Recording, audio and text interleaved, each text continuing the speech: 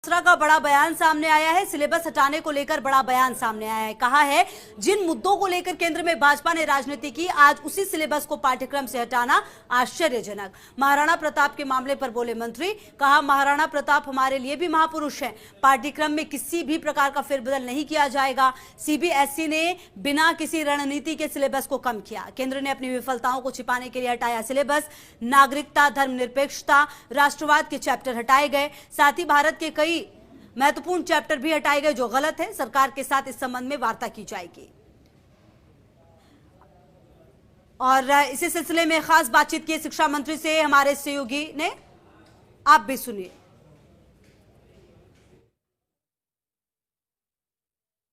स्कूली पाठ्यक्रम को लेकर राजनीति हमेशा से ही गर्माती आई है। इस बार सीबीएसई की ओर से कम किए गए 30% सिलेबस को लेकर राजनीति है अब तेज हो गई है। इस वक्त हमारे साथ मौजूद है प्रदेश के शिक्षा मंत्री गोविंद सिंह डोटासरा। उनसे बात करते हैं। मंत्री जी, अचानक से बीजेपी का यू टर्न लेना, क्या कहेंगे इसको लेकर?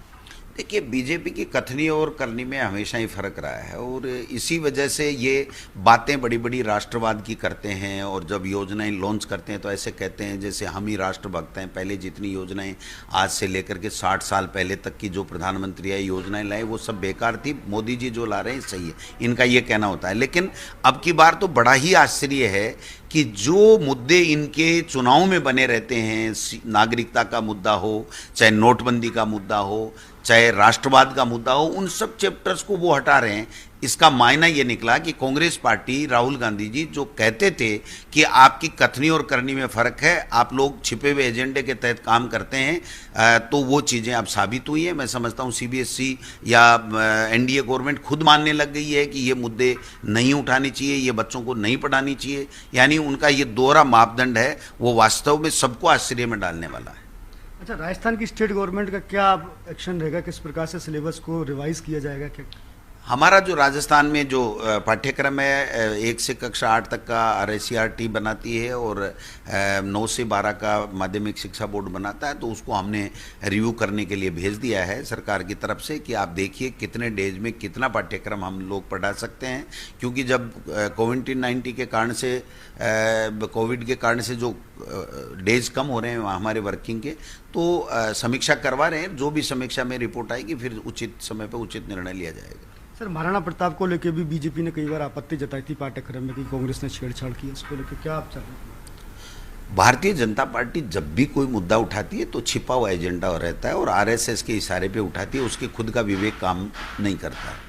आप देखिए, जो 2019 से फरवरी से जो बुक चल रही है उसके ऊपर वो लोग विवाद कर रहे हैं। फिर भी माननीय मुख्यमंत्री जी ने कल कुछ समाज के नेता आए थे, हमारे कैबिनेट मंत्री भी गए थे, उनको ये कहा है कि इनको पूरी रिपोर्ट दिखा दी जाए कि किस तरीके से यह पाठ्यक्रम में कहाँ से लिखा हुआ है।